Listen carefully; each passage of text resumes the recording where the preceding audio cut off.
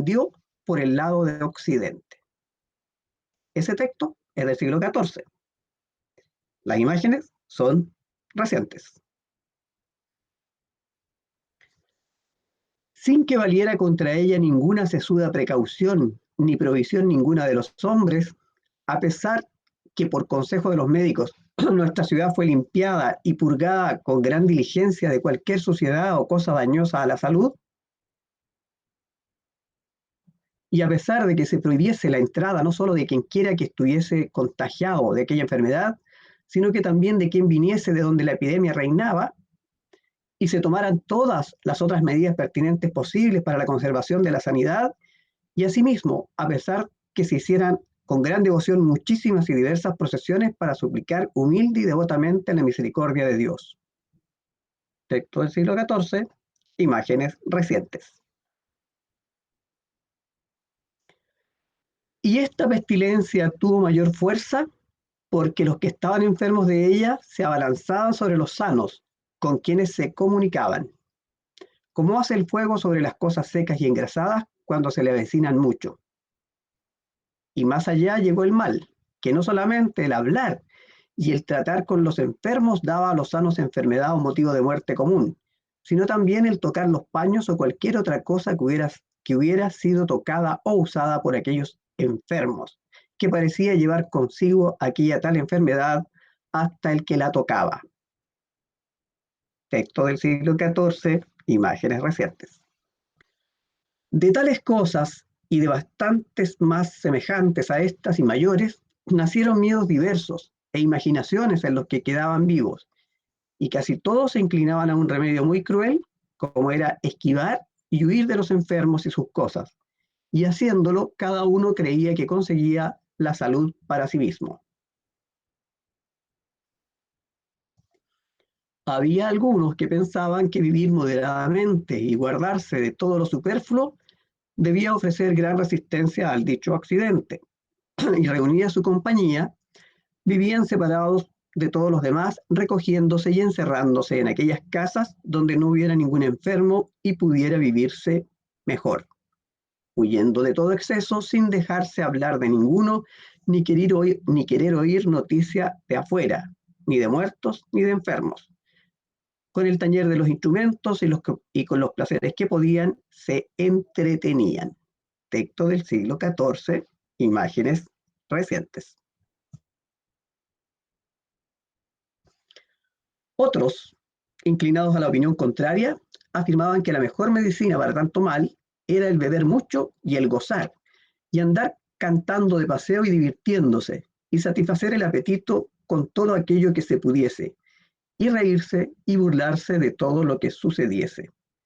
Y tal como lo decían, lo ponían en obra, como podían, yendo de día y de noche, ora a esa taberna, ora a la otra, bebiendo inmoderadamente y sin medida, y mucho más haciendo caso solamente a las cosas que entendían le servían de gusto o placer. Muchos otros observaban entre las dos dichas más arriba una vía intermedia, ni restringiéndose en las viandas, comidas, como los primeros, ni alargándose en el beber y en los otros libertinajes, tanto como los segundos, sino suficientemente, según su apetito, usando de las cosas sin encerrarse, saliendo a pasear, llevando cubierta la cara por la enfermedad y las medicinas. Y no digamos ya que un ciudadano esquivase al otro, y que casi ningún vecino tuviese cuidado del otro, y que los parientes raras veces o nunca se visitasen.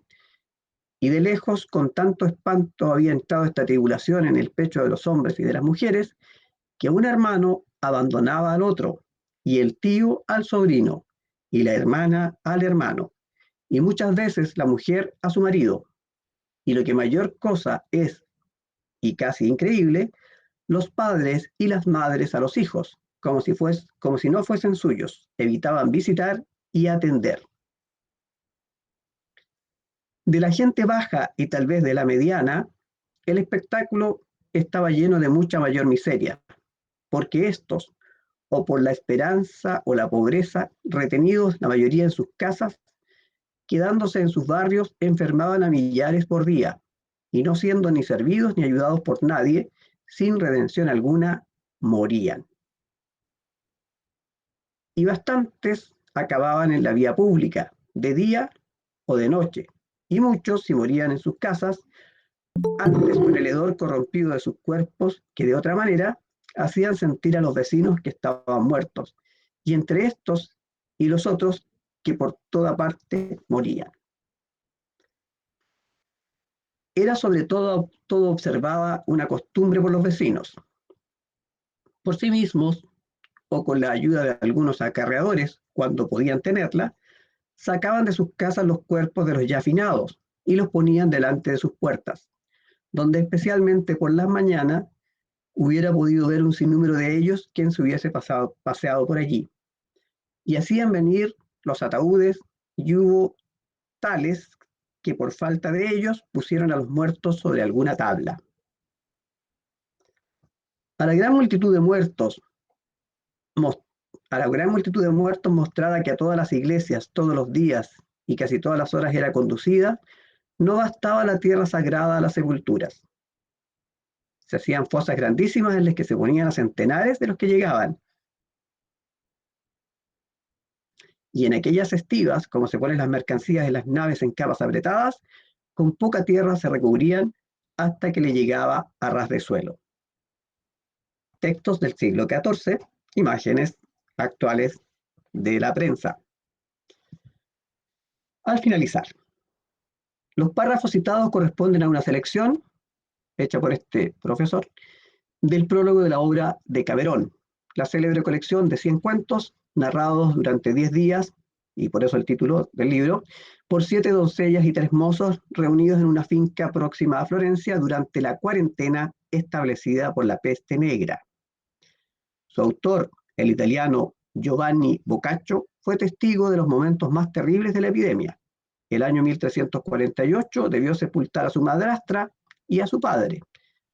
Por su parte, logró sortear la enfermedad y falleció el 21 de septiembre de 1375.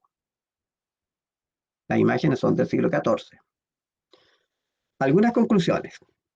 Después de revisar la narración de este florentino que nos ilustra sobre lo que ocurrió en el siglo XIV en Europa y de cuál fue el actuar de las personas de ese tiempo, es el momento de reflexionar si las escenas que hemos conocido de algún modo nos reflejan o interpelan por cómo hemos actuado en estos días, cuando nos vemos enfrentados a la pandemia del COVID-19. Tal vez las escenas más terribles son las que describen el abandono de los más vulnerables, que se veían afectados por la soledad y el rechazo, hasta de los propios familiares en las circunstancias de la peste. Es probable que nos cueste creer que ello haya sido posible o que haya podido ser así, o tal vez nos pusimos en la situación de considerar que la narración correspondía a un cuento más del de Caberón. Trasladados ahora a nuestro tiempo y yendo más allá, esperemos que ello no llegue a ser parte de lo que nosotros dejemos como crónica sobre cómo vivimos la pandemia del COVID-19 en los comienzos del siglo XXI. Confiemos también en que la conclusión de primera instancia a la que podemos llegar cuando vemos el texto del siglo XIV en paralelo con las imágenes actuales no sea más que una mirada apresurada sobre la naturaleza humana. Esperamos que podamos demostrar que 6 siglos de historia no son en vano y que nuestra naturaleza no es la misma. Un mensaje de esperanza. A manera de cierre y buscando no caer en el pesimismo, conviene señalar que la humanidad siempre se ha visto azotada por diferentes pandemias. La viruela, el sarampión, la mal llamada gripe española de 1918, la peste negra y el VIH. A lo largo de la historia, estas epidemias han determinado que la humanidad haya tenido que pagar un precio elevado en víctimas, pero siempre las ha logrado superar. En alguna medida es algo natural. Pasa, ha pasado y pasará, aunque nos queden lejos las grandes epidemias de la historia. Finalmente, es muy importante tomar conciencia de que somos vulnerables, todos, que hay que apostar por la investigación científica y confiar en las medidas de sanidad pública, pero también es muy relevante promover la solidaridad y el respeto por el otro. Estamos juntos en esto y juntos lo superaremos. Quédate en casa. Me gustaría escucharlos ahora eh, y ver la cara, si eso no les complica. ¿Aló? No sé, escucho. ¿Profe? Sí, Hola. Florencia. Esto es súper chocante el hecho Bien. de que ya pasaron cosas así y es que no sé cómo explicarlo, pero es súper como impactante porque mi papá me habló de ese texto, creo que usted se lo había mostrado o lo había compartido antes. Sí, yo se lo Y mandé. me contó, o sea, yo Se ya lo lo mandé, conocía sí. un poco y es como impresionante, es como que el mundo está dando vuelta en 360 y está volviendo a pasar todo lo que en algún momento pasó. Ahora, lo importante quizá es que no se compruebe esta hipótesis que la naturaleza humana no cambia, que seamos capaces de actuar de un modo distinto hoy día, pero bueno, eso depende de cada persona y de cómo vivamos la situación frente a lo que nos está ocurriendo. Más opiniones, por favor, para que no sea un trabajo perdido este. ¿Me Isabela, escucha? Francisca. ¿Sí? ¿Me escucha, profe? Ya que uno podría pensar de que la actitud de la gente puede haber cambiado en el sentido de que antes, imagino que se discriminaba más a las personas enfermas, como que se las marginaba más, y uno pensaría que hoy en día no es así, pero en verdad sí. Han habido muchos casos como de personas que han estado contagiadas, que se han sentido súper discriminadas por los vecinos y cosas así, que les han llegado, no sé, cartas de amenaza o cosas así. Es como súper, no sé, básico lo encuentro. No debería ser así. Bueno, Más opiniones. O sea, eh, si tomamos el punto de la Vale, podemos llevarlo a los mismos héroes que están trabajando hoy en día, los médicos, que también han sido súper discriminados, por lo menos en Chile. Y yo creo que eso va principalmente porque la gente le tiene tanto miedo a la muerte, que es un desconcierto no saber qué hay después, que empiezan a valorar, a hacer cosas como ya antimorales, digámoslo así, como el maltratar a la gente, aunque está sacrificando sus vidas como en las labores. Entonces, lo puedo entender un poco porque la gente trata de valorar su vida y se asusta o dice, yo tengo un familiar enfermo, los que viven con adultos mayores, o tengo un hijo. Entonces, lo podríamos llevar a eso, pero creo que las personas deberíamos tener más eh, como valorar que no, tampoco es como el fin del mundo, o sea, sí puede ser el fin del mundo para los humanos, pero a eso podríamos llevar porque la gente está haciendo como, trata mal a las personas, principalmente, como por valorar su vida. ¿Podría ser? Claro, o sea, me salvo yo primero y pienso en los demás después. Sí, es que siempre ha sido así, y si no es así, es Bueno, como nuestra peligroso. naturaleza humana, es que claro, la naturaleza humana es como egoísta. El humano en sí es egoísta. Es que no es tan En egoísta si en lo su pensamos. supervivencia, o sea, es que piensa en sí mismo, no piensa como no sé que a la otra persona le puede estar afectando lo que le está diciendo. Una cosa es egoísmo y otra mezquindad. Y Ya. explícate. sí, termina. Expláyate con la idea, señor Lagos. A ver, es que egoísmo es como pensar en el bienestar de uno, pero no necesariamente en, ¿cómo decirlo? En el malestar, no en base al malestar de otro, sino que la mezquindad es eso mismo, que, que no es el egoísmo. No sé si me expliqué bien. Pero en esta situación, ¿qué crees que se aplica? ¿La mezquindad o el egoísmo? ¿Qué crees que es lo que la actitud de la gente enfrente? Prima más mezquindad a veces, como por ejemplo las protestas en Estados Unidos o en otras partes del mundo.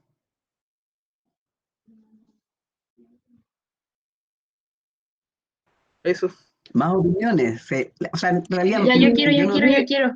no pretendo un debate, sino que pretendo solamente que hagamos un poco una reflexión de cómo este tema, digamos que la historia no se repite, pero a veces se dan coincidencias. O sea, Pero rima bastante.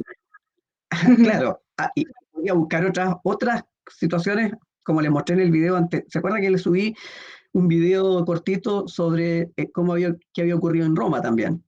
Pero mucho antes.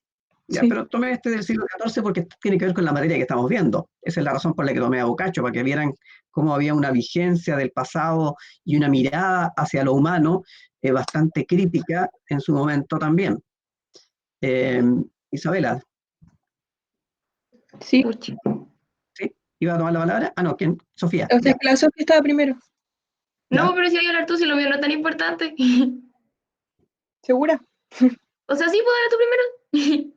No, que yo iba a decir, como tomando en cuenta los puntos que han dicho, con el egoísmo y todo eso, hay muchas veces en que se ha informado sobre distintos tipos de problemas como el medio ambiente y otras enfermedades que afectan a un, a un fragmento menor de la población y nadie los pesca, nadie pesca toda esa información que es claramente entregada, pero ya que es algo que los puede afectar directamente a ellos, ahí se ponen mascarilla algunos, ahí toman conciencia sobre cuánto, no sé, comprar o como cuánto ayudar a otras personas, no sé, porque les afecta directamente a ellos, pero eh, como que abre los ojos saber que muchas personas toman conciencia sobre cosas que los afectarían directamente a ellos.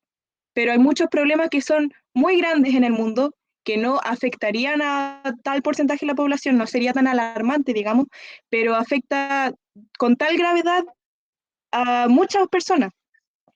Y eso me llama la atención a mí. Claro, probablemente el calentamiento global y la contaminación sea tan terrible como esto, pero la diferencia está en que acá está como más próximo, que mi vida está en peligro. Sí, por En eso. cambio, la contaminación, digo, ya serán mis nietos. Bueno, más opiniones, no sé, más gente. Acá el curso tiene O sea, es que 27 yo alumnos. tengo como, 19.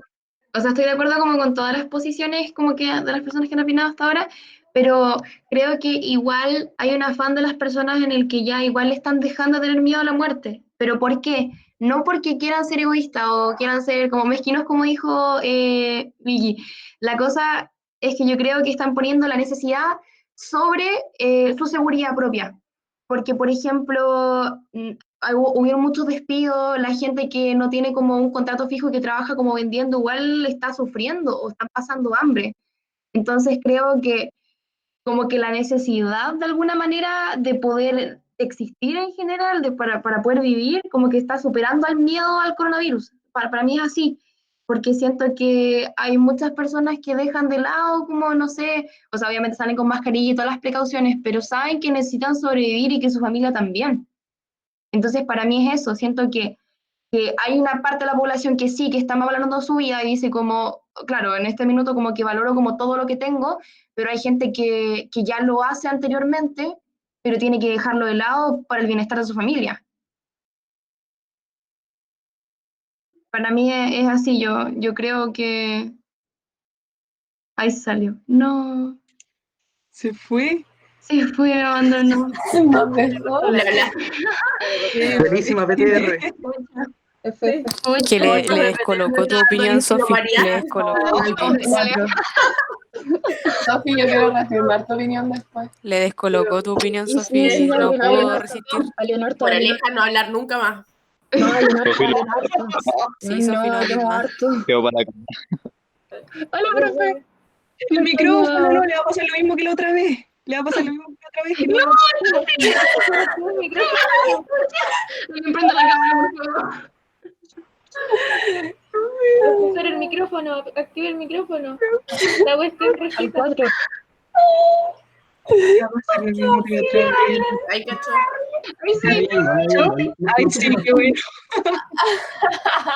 Le va a pasar lo mismo que la otra vez, profe. Es que están haciendo algo acá afuera con la electricidad de hace unos días, pero no sé qué pasó. Ya. Fue mi opinión, Bueno, profe. Pero bueno, sí, muy contundente. Muy Esto, poderoso. Bueno, la bueno, idea era como, a ver, generar un poco una mirada de que el pasado de repente nos interpela y que hay cosas que ocurrieron antes y que parece nos vuelven a pasar.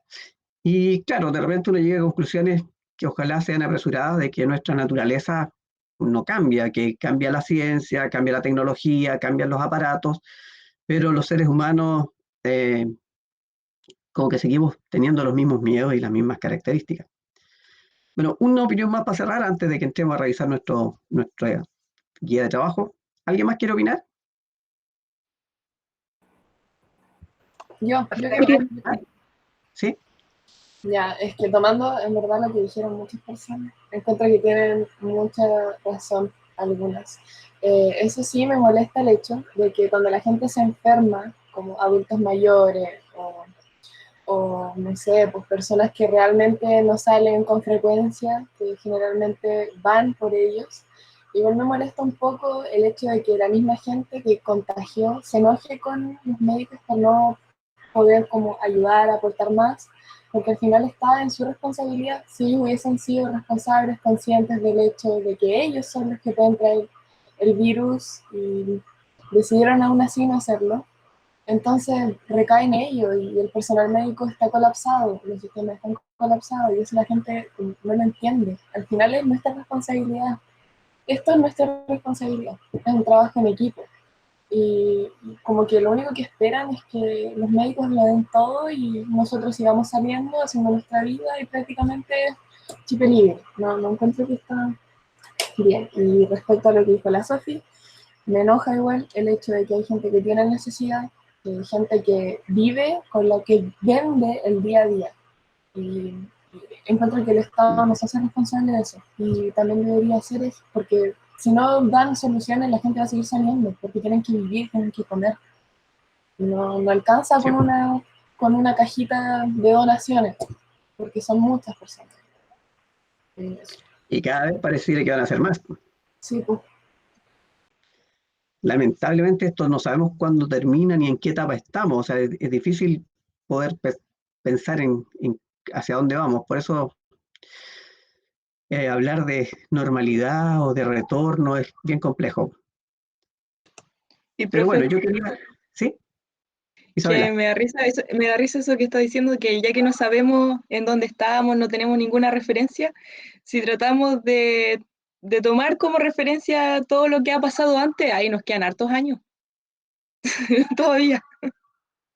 Sí, sí. Es como triste ver que todas estas crisis se superan en un par de años o más. O sea, por ejemplo, la recuperación de la población en Europa tardó bastantes años, la pérdida del temor frente al contagio también.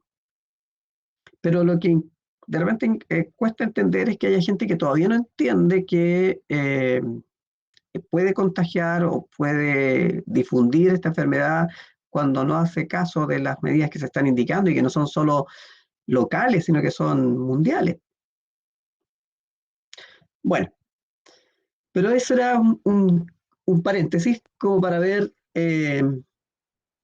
que hay hechos que han estado presentes en la historia humana y que son más o menos parecidos. ¿Ya? La historia no se repite, pero se dan ciertas coincidencias. Ya, vamos ahora a nuestro trabajo, que era terminar de revisar la guía. Ya, entonces vamos ahora a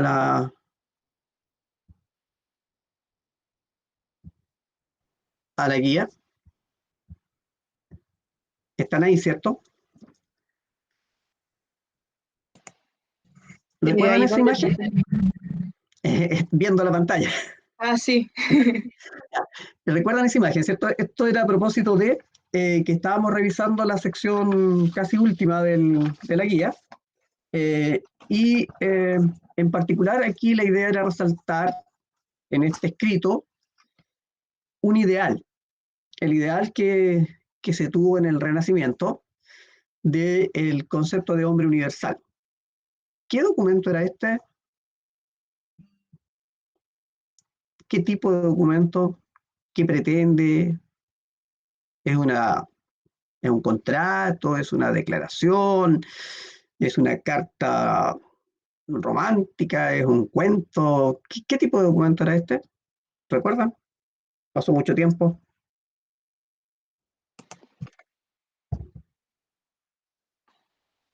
O sea, donde veo como puntos, diría así como, diría que es como un contrato, porque sé que Ludovico le daba plata a Leonardo da Vinci para financiar sus pinturas y cosas así, ¿o no? Se pegó.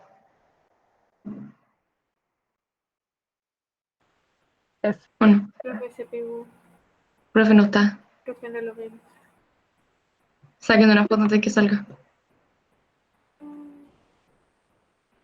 Profe, Mm. No, no, se ríe. profe se pegó. Profe. No, No, qué triste. Lo intentamos. me dio pena. Pucha, lo único que Pucha. me gusta. Oye, Fran, deja de ignorarme el WhatsApp, respóndeme. BTR. Pucha, el BTR. Weón, si no puedo, no me acuerdo. Mentirosa, mentirosa. No, pues se fue. Se fue. Oh, Oh, Súper que online. no está. muy bueno. Yo creo que no vamos a ¿Cómo? terminar nunca No la puede guía. ser. No, nunca. Fue a buscar la guía. Cuando se demora una hora en volver al equipo. Me acuerdo que fue a Se su apagó casa a la buscar luz en el casa. pendrive, fue a buscar el pendrive. Claro, el pendrive a la casa. ¡Ay, qué icónica es usted! Fue al Oigan, colegio a buscar el pendrive. a la clase del B ni siquiera fue. La Carmen Oh, me contó que no fue. Deberíamos Pobrecito, debe cancelar tener esta medio clase. problema. Deberíamos cancelar esta Sí, es clase. que para sí dijo, le virtual gustó era. de la electricidad, no sé qué le pasará.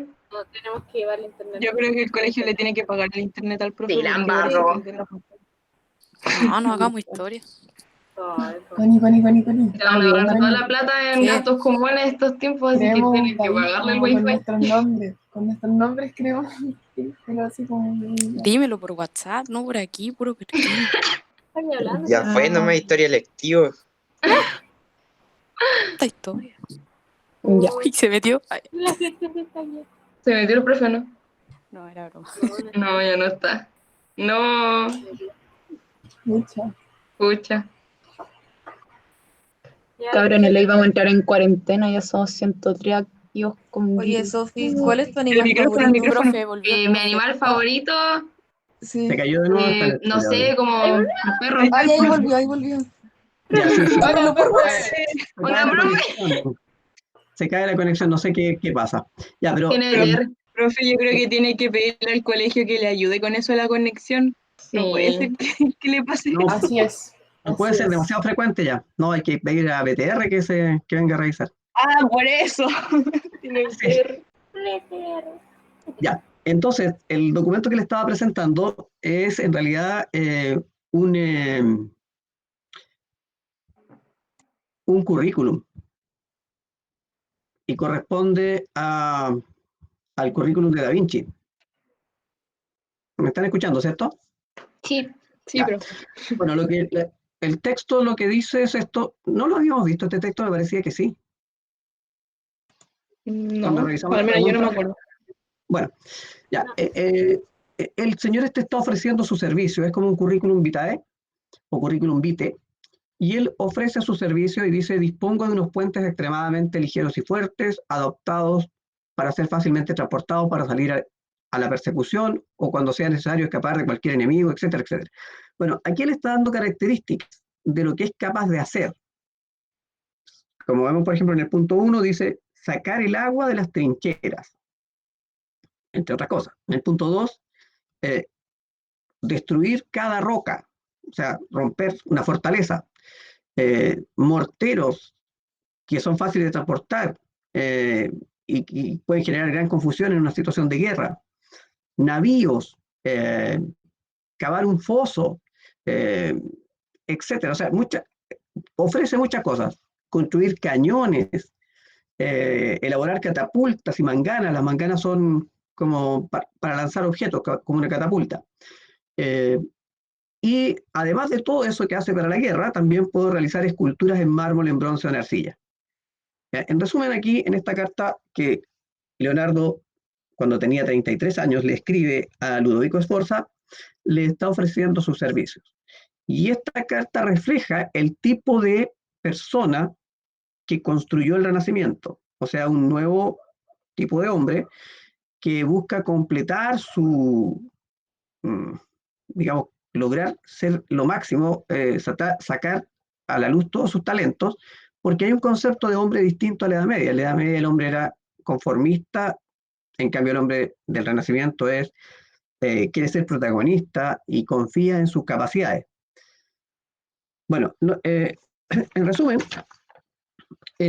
la carta esta y el personaje reflejan cómo estas nuevas ideas del Renacimiento ponen al hombre en un lugar distinto. Estamos hablando de una época antropocéntrica, contraria a la época teocéntrica. Estamos hablando del humanismo. Y entonces no solo se tradujo en el arte, en la literatura, en la ciencia, sino también en un cambio psicológico en las personas.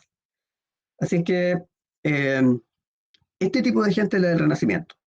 Y lo último que nos quedaba de revisar era las imágenes. En la guía que yo les puse, habían 7 imágenes, ¿cierto? Profe, ¿Sí? es que también habían otras preguntas ¿Faltaron algunas? ¿Cuál? Ahí están todas. del punto 4 y del punto 5. Estas son las del punto 4. Ah, no, perdón, ya las del punto 4. Ya. Rápidamente. O sea, no sé si es tan importante si los quiere hacer o no, pero le decía no. Vamos a hacer un ¿Cómo se relacionan los conceptos de Renacimiento y humanismo? Bueno, el Renacimiento es la expresión, es la materialización, son las pinturas, son las construcciones, son las obras. Y el humanismo es la filosofía, el pensamiento. Por eso es que usé la carta. O sea, la carta es lo material, pero detrás está la persona que está ofreciendo todo eso. Entonces el Renacimiento y el humanismo se complementan de la misma manera que se complementa la idea de cuerpo y alma. El Renacimiento es lo físico, es la expresión, es la literatura, el arte, lo que el hombre es capaz de hacer, la ciencia. Y el humanismo es la filosofía que está detrás. 2. ¿Por qué el Renacimiento se produce o surge en Italia? Bueno, porque Italia es el sector del mundo que se recuperó económicamente después de las cruzadas con el comercio, y porque en Italia está también toda la riqueza del mundo romano que hay que recuperar, por eso Renacimiento. Y en tercer lugar, porque a Italia huyeron los sabios y la gente con plata que escapó de Bizancio cuando Bizancio cayó en manos de los turcos. Tercero, ¿por qué es relevante la imprenta para el Renacimiento? Porque fue una herramienta para difundir las ideas y facilitar la impresión de los textos. 4, ¿en qué ámbitos del conocimiento y la cultura se expresó el Renacimiento? Ya lo hemos dicho, por lo menos lo más evidente es en el arte, en la literatura y en la ciencia. Y ahí podríamos subdividir el arte en distintas áreas. ¿Voy muy rápido? ¿No? ¿Sigo? No, profe, está bien. 5. 5. ¿Cuál es la temática que abordó en sus obras Dante, Maquiavelo y Tomás Moro? Bueno, Dante, ustedes lo conocen por la literatura, la Divina Comedia, por ejemplo. Es lo que aborda ahí un poco lo mismo que Boccaccio, es decir, la naturaleza humana y la complejidad de cómo somos los seres humanos. En Maquiavelo, por su parte, escribe una obra que se llama El Príncipe, que es un tratado sobre política, y Tomás Moro es el autor de La Utopía, que es un ensayo bien interesante en donde combina el mundo que se está descubriendo con un mundo ideal que se encuentra en esos lugares donde las personas no sufren ni de hambre, ni de frío, ni de riqueza, ni de pobreza, un mundo ideal. Por eso de ahí nace la palabra utopía. De hecho, él le pone a su libro utopía, es decir, la tierra que no existe. Entonces, bueno, son distintos autores de la época renacentista que muestran cómo en la literatura también hubo una visión nueva y centrada en lo humano. Dante hace una caricatura, un sarcasmo, Maquiavelo grafica cómo funciona la política y Tomás Moro idealiza un lugar. ¿Ya? Entonces el Renacimiento se va a dar en varias dimensiones, en el arte, en la literatura, en la ciencia.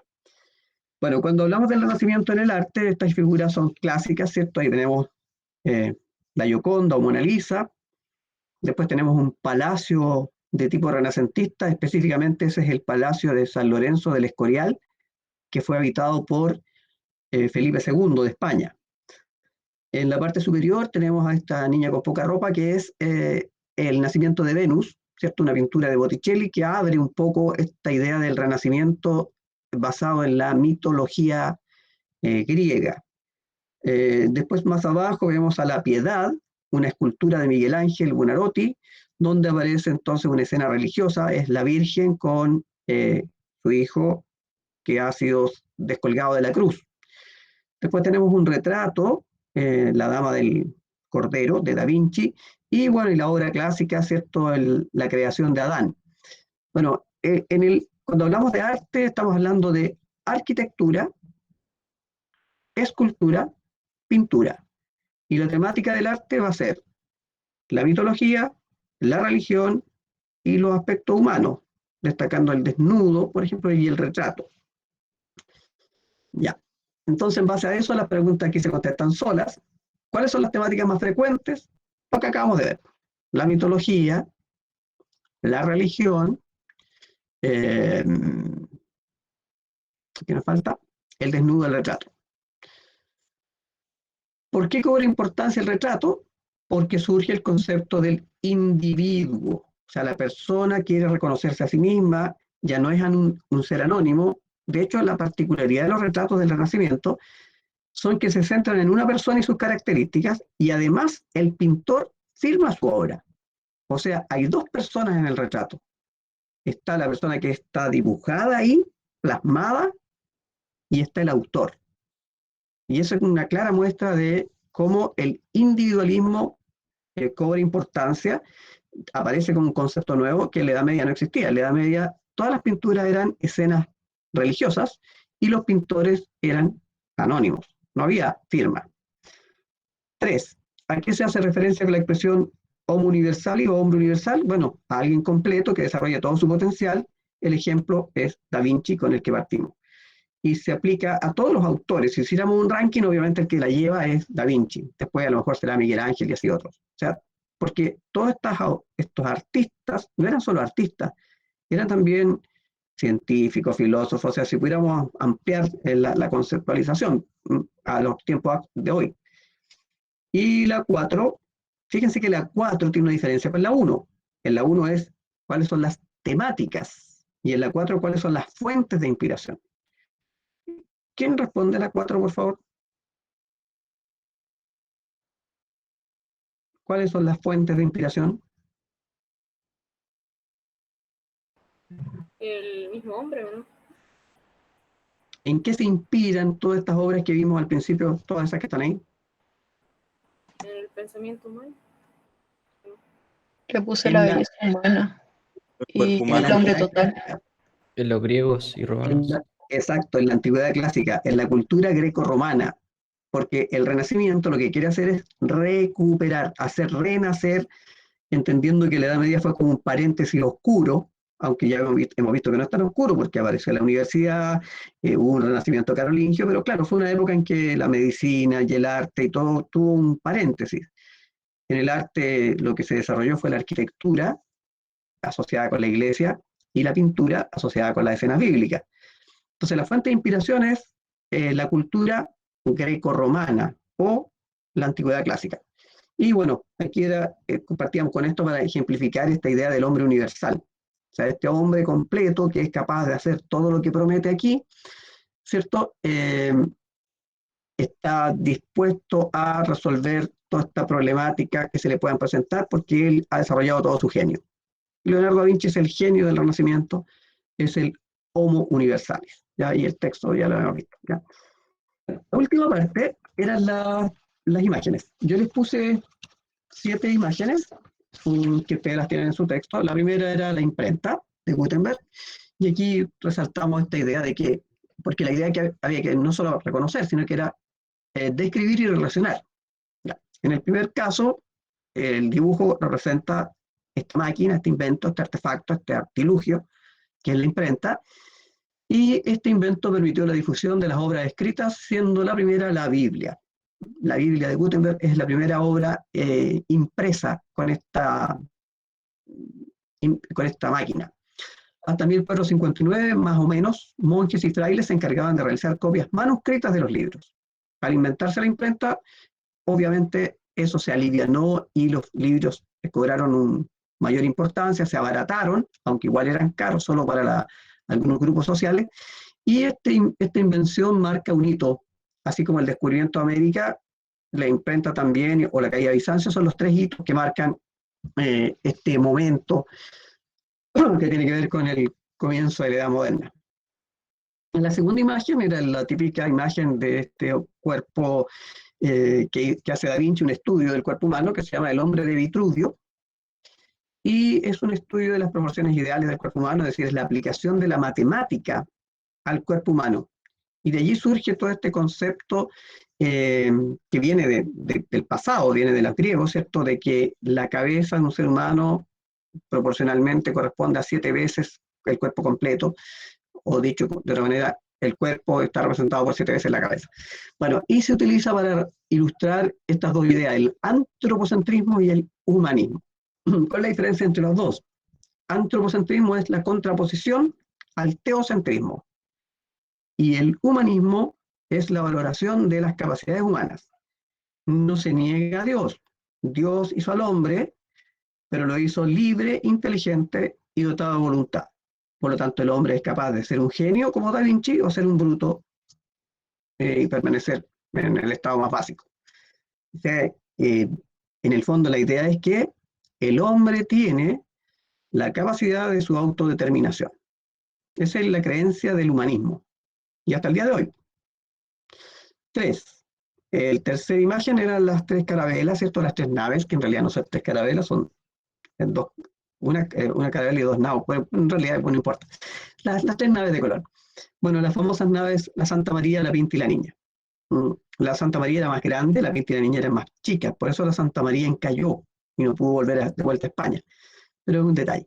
Ya, entonces, la imagen muestra a estas 3 naves cuando llegan a las Indias Occidentales, cuando llegan a la isla de Guanahani, que Colón rebautiza como San Salvador, el 12 de octubre de 1492.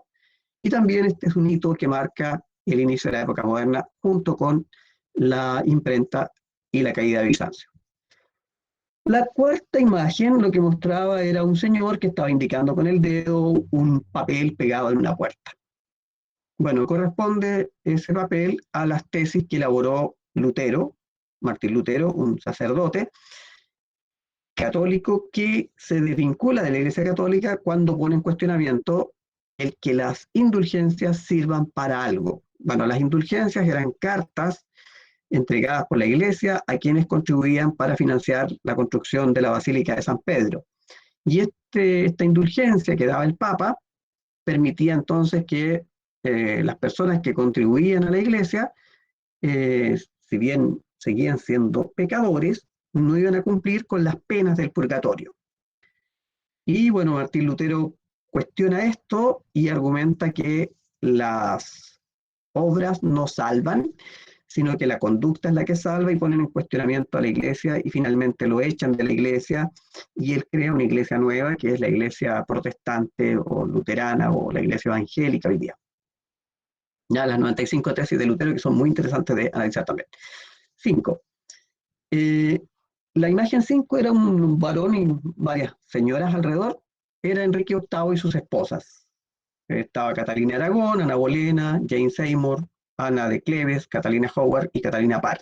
Todas estas damas fueron esposas de Enrique VIII. Adicional a eso, él tuvo muchas amantes. Enrique VIII es rey de Inglaterra, pertenece a la dinastía de los Tudor.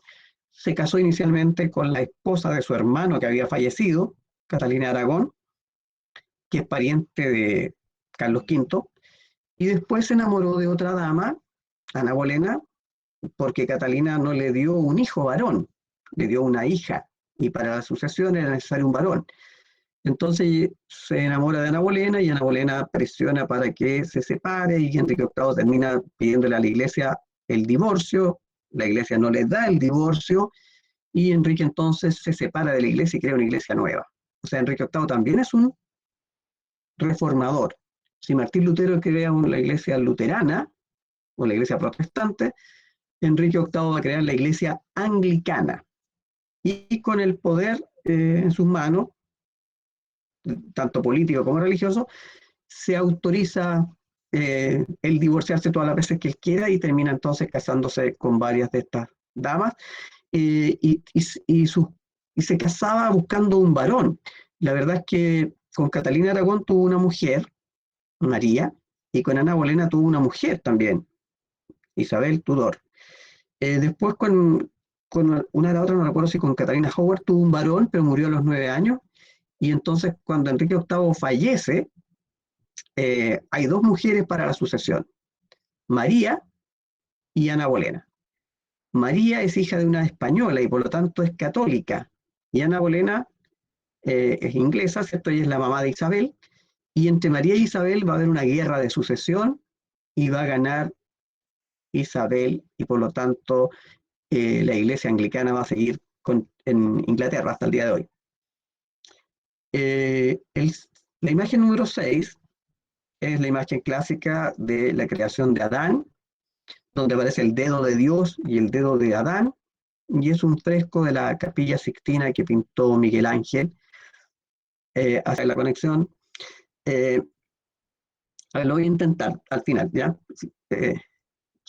Hay una visita a la Capilla Sixtina, uno pone Capilla Sixtina 360 y ingresa, son 5.000 y tantas fotografías que se montan una sobre otra ahí y uno puede desplazarse mirando el piso, el techo. Voy a intentarlo, ojalá que no se me caiga el internet.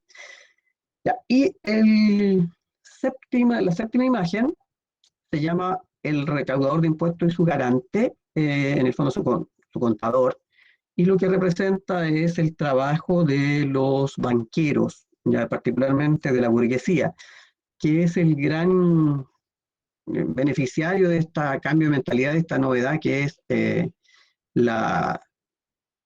Renacimiento y los cambios. Ya, voy a intentar, a ver si me deja este sistema. No, pero mejor no lo voy a intentar todavía. Voy a terminar de presentarles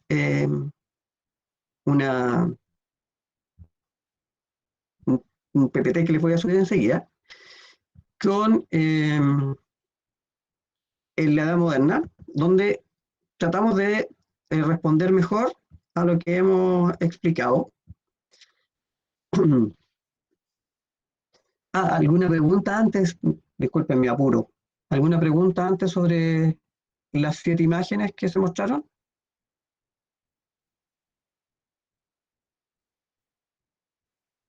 ¿Alguna duda? ¿Sí? ¿El calvinismo también surge en esa época? Sí, el calvinismo es paralelo a esta época. La diferencia va a estar en que se va a dar en Suiza, en un cantón suizo. Suiza estaba dividida en pequeños estados, y en el estado de Ginebra, Juan Calvino, que es francés de origen, va a imponer esta religión que es bastante más rígida que el luteranismo. El luteranismo, el calvinismo, el anglicanismo y un montón de otros predicadores y reformadores van a dar origen a un mapa religioso bastante más lleno de colores que lo que era antes, cuando el mapa religioso era solo uno, que era solamente la Iglesia Católica Apostólica Romana. Esta es una gran crisis del siglo XV y XVI que hizo que la Iglesia Católica perdiera a 1/3 o más de sus fieles. Y contra eso va a luchar, por ejemplo, Carlos V de España, y por eso es que a la Iglesia le interesa tanto que las tierras que se descubren sean evangelizadas y sean convertidas al cristianismo, porque la Iglesia Católica Apostólica Romana va a sufrir una pérdida de adherentes, y bueno, esto lo vamos a ver con más detalle. Lo interesante de esto es que no es solo una crisis de fe, en realidad es un conflicto que partió en la teología, con Lutero cuestionando al Papa, pero después va a tomar una dimensión política cuando intervenga el emperador Carlos V, que gobernaba sobre Alemania, y finalmente tomará una dimensión económica cuando los príncipes alemanes resuelvan que conviene más ser luterano que católico, porque al ser luterano, ellos pueden quedarse con las propiedades de la Iglesia Católica, que eran muchas en Alemania. En la Edad Media fue muy común que la gente donara tierras a la Iglesia. Entonces la Iglesia tenía aproximadamente entre un 20 y un 25% del territorio alemán, en distintas pequeñas propiedades. Entonces, claro, muchos príncipes alemanes vieron que una gran posibilidad de aumentar su poder era adscribirse a la nueva religión y ponerse en contra del emperador. Y bueno, y finalmente ganó esa idea, y por eso es que en Alemania es predominante el protestantismo.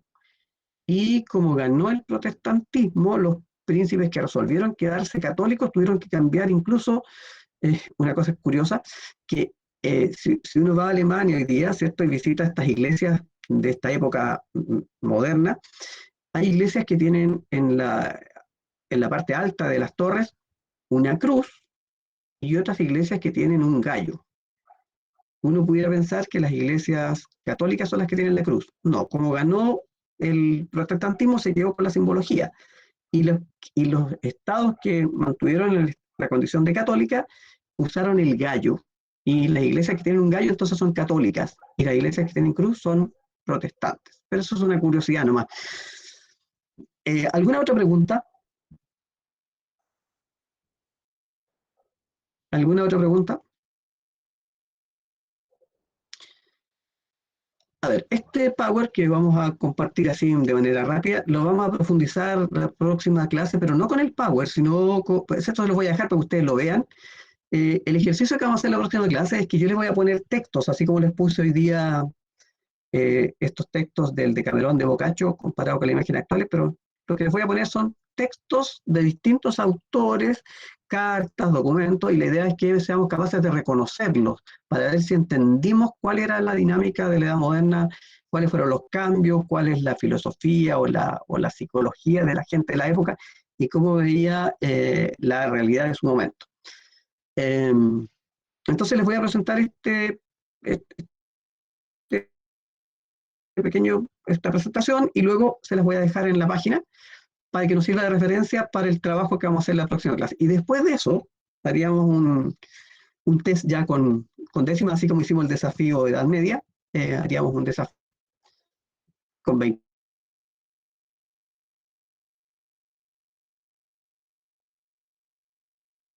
La idea es que veamos las grandes temáticas de la Edad Moderna. Esta es una época corta, si se fijan, son solo 3 siglos, del siglo XV al siglo XVIII. En cambio, antes habíamos visto la Edad Media que eran 10 siglos. Pero en estos pocos siglos ocurren muchos cambios. La Edad Moderna es la época de los grandes cambios. Es una época muy importante y es una etapa breve, entre comillas, y va después de la Edad Media y antes de la época contemporánea. Y aquí entonces hubo muchas cosas que cambiaron. El hombre cambió, la tecnología cambió, la visión cambió, la economía cambió. Se pasó del mundo rural, medieval, a la vida en las ciudades. Se pasó del encierro a la apertura, se pasó a la conectividad, a la vinculación con lo que se descubrió. Hay un nuevo mundo que se encontró en esta época. Y también es una época contradictoria porque por un lado, por ejemplo, se acaba con los siervos medievales, que eran como parte del feudo. Sin embargo, se comercia con seres humanos bajo la forma de esclavitud. Este comercio de negros que permitió el desarrollo económico de las colonias de las tierras recién descubiertas, como vamos a ver. Por otra parte, también hay un crecimiento enorme de la cultura, pintura, escultura, literatura, arquitectura, que lo vamos a ver. Este periodo comienza ¿cuándo? Comienza en el siglo XV y tenemos 3 hitos. Un hito podría ser la caída de Bizancio o la toma de Constantinopla por los turcos, que se convierte en Estambul. También más o menos en paralelo la invención de la imprenta, que lo comentábamos ya, y el tercer hito es el descubrimiento de América. Todos esos hitos marcan el comienzo de esta nueva época. Y el fin de esta época va a estar marcado por la Revolución Francesa, que está ilustrada ahí en la tercera imagen, con este cuadro famoso que se llama, ¿alguien sabe cómo se llama el tercer cuadro?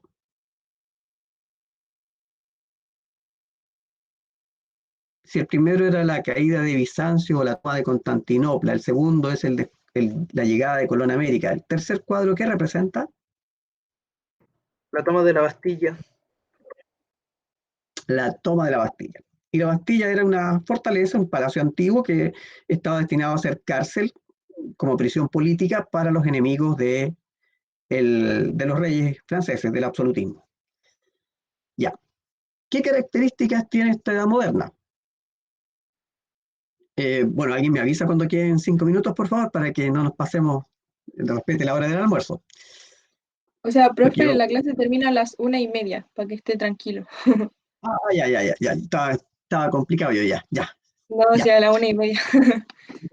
Y como me tomé esos minutos previos para analizar el trabajo ese de mostrar la peste negra y el COVID-19, por eso pensé que ya le había quitado mucho tiempo. Ya, vamos a ir con más calma entonces.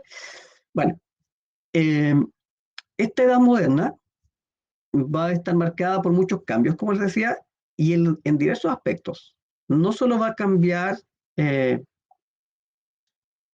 pensamiento, sino que va a cambiar la sociedad completa y se va a desarrollar nuevas formas de política, un crecimiento artístico, un tipo nuevo de literatura, y se va a cuestionar las verdades de la fe y va a surgir la verdad de la ciencia. Me adelanto aquí a decir que una característica de la época moderna fue el cuestionamiento de todo. O sea, la idea es no tragarse lo que la gente se tragaba en la Edad Media. Les recuerdo que en la Edad Media la gente entendía que nada era cuestionable y que había que vivir en las condiciones que uno nació y asumir que nada iba a cambiar. Y por lo tanto había un tremendo poder del temor de Dios y un poder enorme de la iglesia, y la gente no se atrevía a cuestionar absolutamente nada, porque el que cuestionaba algo terminaba muerto o marginado socialmente, y que terminaba también, en el fondo, eh, con muchas dificultades para poder sobrevivir. Entonces, esta época moderna va a estar marcada por los cambios. Y esos cambios no nacieron en la época moderna, en realidad parten como a fines de la Edad Media, cuando empieza a surgir este renacimiento. El renacimiento, más que una época, es un cambio de mentalidad que tiene un pie en la Edad Media y un pie en la época moderna. Entonces, todo eso va a explicar por qué ocurrió tanto cambio. Entonces, van a haber cambios en la literatura, en la política, en la economía, en la ciencia, en la manera de ver el mundo. Pasamos del pesimismo medieval al optimismo del hombre moderno. Pasamos de ser parte y pieza de una maquinaria a ser yo el protagonista, el individuo. O sea, pasamos de lo colectivo a lo individual.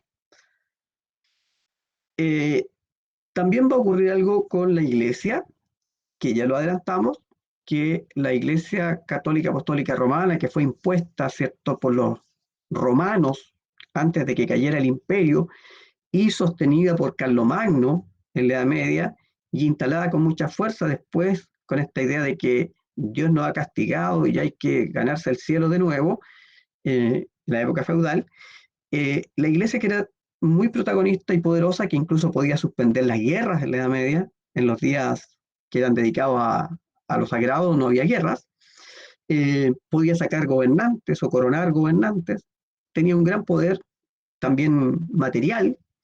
La iglesia aquí va a ser cuestionada y va a perder adherentes y va a surgir la iglesia protestante. Incluso vamos a ver también que va a surgir el ateísmo, el materialismo, el deísmo, es decir, la desvinculación del tema religioso. Y por eso la iglesia va a buscar en este nuevo espacio que se descubrió, que es el Nuevo Mundo, una manera de recuperar almas para la fe. Se descubren nuevas tierras. Cuando decimos nuevas tierras, estamos hablando del nuevo mundo. El viejo mundo, para entender el concepto, el viejo mundo es Europa, África y Asia. Es decir, lo que se conocía desde la época romana y lo que se amplió cuando el comercio medieval permitió llegar con productos de Oriente. Entonces, el viejo mundo era Europa, África, Asia, siendo el centro el Mediterráneo. Y ahora, a partir del siglo XV, se descubre que existen otros mundos y a estos nuevos mundos, entonces, se les va a bautizar con, por ejemplo, en el caso de América, las Indias occidentales. Y como hacia el sur se encontraron tierras al sur de Asia, se le puso Australia por Austral. Entonces tenemos un mundo nuevo, el continente americano y Oceanía. Y obviamente en esas nuevas tierras, estos hombres de la Edad Moderna quieren encontrar riqueza, quieren encontrar espacios nuevos que conocer, quieren buscar ser ellos los protagonistas de este descubrimiento. Así entonces tenemos un mundo nuevo y tenemos también una realidad política nueva. Para los comerciantes, los burgueses, los banqueros, se hace muy necesaria la estabilidad para que sus negocios prosperen. Y para prosperar necesitan una autoridad poderosa. Y ya los señores feudales no tienen vigencia, entonces hay que restituir el poder y los reyes se van a hacer cada vez más poderosos, incluso con apoyo de la burguesía.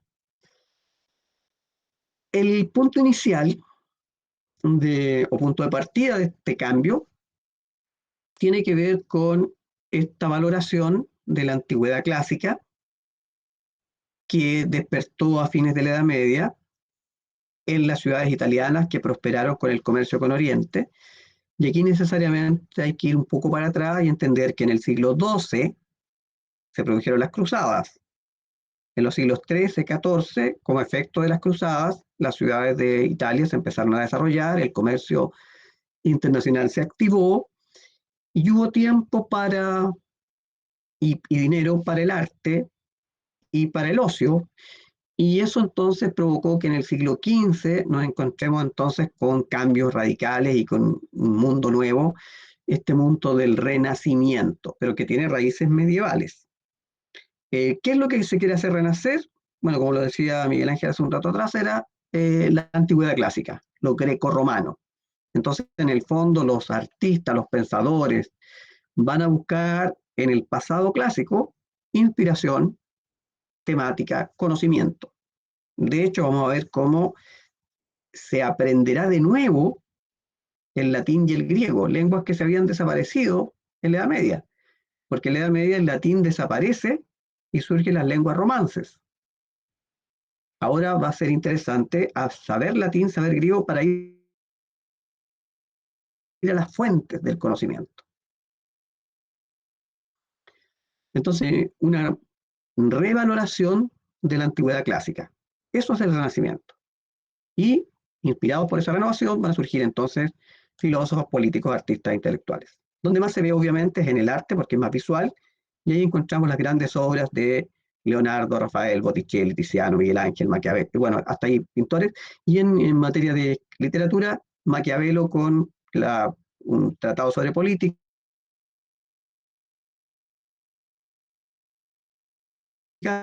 Tomás Moro con la utopía, eran dos ensayos, Dante también.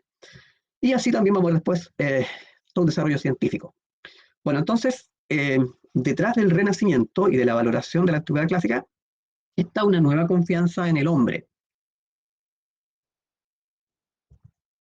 Y esta nueva confianza en el hombre va a dar origen al humanismo. El humanismo es una manera de pensar, es una filosofía, es un pensamiento que recupera el rol del ser humano que tenía en el mundo griego, por ejemplo. Es por eso entonces que vamos a encontrarnos con nuevos elementos en el arte, en la literatura, en la ciencia. Y en el ámbito de la política, como ya les adelanté, eh, para la burguesía en particular, para los comerciantes, los banqueros, va a ser muy importante la existencia de un poder que asegure estabilidad y por eso entonces ese poder se va a concentrar en el monarca y en la aristocracia, esa clase privilegiada que va a estar al lado del rey y que es una clase educada a diferencia del resto. Sin embargo, va a aparecer una clase nueva aquí, porque antes en la Edad Media había la nobleza, el clero y el Estado ya no. O dicho de otra manera, los privilegiados, nobleza y clero, y el Estado ya no. Bueno, ahora aparece una clase entre medio de ambas, que no es privilegiada, pero que sí tiene gran poder económico, y va a ser la burguesía. Y la burguesía es la que le va a dar respaldo a los reyes porque los necesita. Y el otro poder es el de la iglesia, que como ya lo explicamos, va a perder poder, pero no tanto como para no poder influir en la política y en la economía. Claramente, por ejemplo, el monarca que está en la imagen inferior es Carlos V y su señora. Carlos V es el gran monarca del siglo XVI. Carlos V, rey de España y América, emperador de Alemania y poseedor de territorios en distintos otros lugares del mundo, incluido Asia, y eso hace que se hable de que en el imperio de Carlos V no se ponía el sol, o dicho de esta manera, que el imperio de Carlos V era tan grande que el sol no lo podía abarcar, para graficar que tenía dominios en Europa, en Asia, en América. Unos territorios de día, otros de noche. Entonces se potencia esta idea del poder de los reyes, y eso nos explica por qué surgen estos imperios, ya este imperio español o este gran poder de Inglaterra y más tarde de Francia. Los primeros monarcas con poder son los españoles, portugueses, y después se van a sumar franceses, ingleses. Y todos ellos van a querer tener espacio en el Nuevo Mundo. Al Nuevo Mundo llegan primero los españoles, con Colón, después llegan los portugueses con la línea de Tordesillas que dividió el espacio. O sea, en el siglo XV y XVI, España y Portugal compiten por explorar nuevas rutas para Oriente y los portugueses se van por África, los españoles llegan a América, pero también los portugueses van a reclamar una parte de América que es Brasil. Y más tarde, en el siglo XVII, Francia e Inglaterra también se van a lanzar a la conquista de América y van a tomar territorios en Norteamérica. Por eso es que Canadá, ¿cierto? Y tiene el idioma francés, y Estados Unidos inglés. Bueno, entonces tenemos un nuevo mundo y para conocer este nuevo mundo hay que explorarlo y hay que buscar, sacar provecho de ello y así surgen entonces nuevos negocios y las ciudades puertos, por ejemplo, Lisboa en Portugal, Sevilla en España y otras ciudades puertos, van a Barcelona, que van a desarrollarse ciudades en función del poder político y de la relación con el mar. Y las redes de comercio se van a expandir, van a aparecer nuevos productos, los productos de América van a llegar a Europa, los de Europa a América, se va a empezar a integrar la economía y en medio de todo eso va a aparecer también el contrabando, es decir, vender o comerciar productos fuera de la ley. Por ejemplo, España impedía el comercio de América con otro mercado que no fuera el de España. Pero como España no lograba abastecer a América colonial, igual llegaban traficantes, mercaderes, que traían barcos con mercancía y vendían cosas ilegalmente. Interesante explicar la palabra contrabando. La palabra es una palabra compuesta. ¿Qué es un bando? Una ley. ¿Qué decía el bando en esta materia? Que para los americanos estaba prohibido comerciar con cualquier otra nación distinta de España, y que el control del comercio español estaba en la casa de contratación, y todo era registrado en España, y en América solo habían 4 puertos para comerciar. Quien contravenía este bando cometía delito. Entonces, el mercado de contrabando es el que se hace contraviniendo este bando. O sea, holandeses, franceses, británicos venían en sus barcos a las costas de América a ofrecer su mercancía, y claro, comprar esa mercancía era ir contra el bando, contrabando. Bueno, otra mercancía nueva que apareció fue el comercio de esclavos, que curiosamente se contrapone a la lógica moderna, porque en el mundo medieval existía, como ya lo dije hace un rato, el siervo que trabajaba en la tierra, que era casi parte de la propiedad del señor feudal. Se elimina esta persona que no era libre. Sin embargo, se valida el comercio de esclavos negros, porque se establece, después de un largo debate teológico, filosófico, que no tenían alma y por lo tanto eran comerciables. Y en América faltaba mano de obra, y entonces primero los italianos, después los portugueses y también los franceses van a traer esclavos a América. Esclavos negros para satisfacer la necesidad de mano de obra en lo que son las plantaciones. ¿Plantaciones de qué? Caña de azúcar, tabaco, algodón.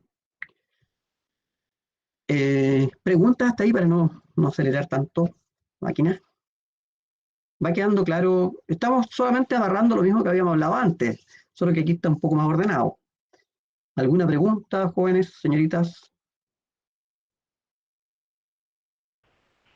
No es pregunta, pero avisarle que quedan No hay 5 preguntas.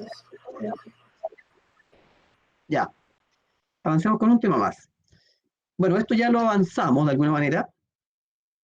En la imagen yo le puse ahí los rostros de los más famosos reformadores. El que está al centro es Lutero, el de barba blanca, que se ve en, a ver, hay varios ahí, está Zwinglio, está Calvino, está Lutero, y otros reformadores más locales. Bueno, en general es un conjunto de personas con estudios teológicos que cuestionan a la Iglesia Católica y crean una nueva religión. El calvinismo, los hugonotes, los luteranos, los seguidores de Zwinglio, etc.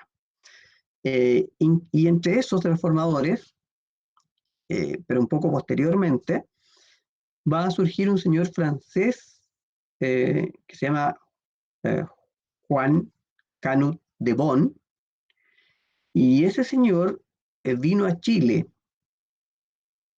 y por esa razón los seguidores de ese señor nosotros le llamamos